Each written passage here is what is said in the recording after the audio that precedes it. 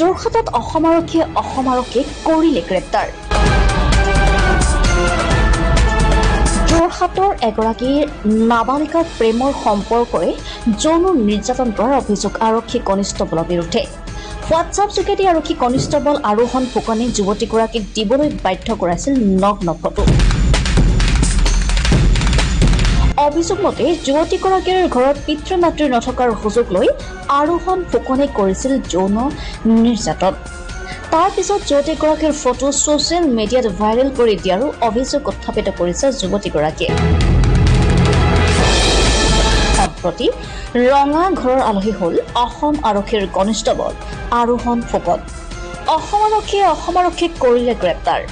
আৰক্ষী কনিষ্টবলগৰাকীৰ নামত দিয়া যোৰহাট সদৰ আৰক্ষী থানাৰ গোচৰ নং 155/2024 ধাৰা 376/IPCR/পস্কো এক্ট পঞ্জীয়ন কৰি গ্ৰেপ্তাৰ কৰিছে যদিও প্ৰকৃত ঘটনা আৰক্ষীৰ তদন্তৰ পিছতে পোহৰ আহিব।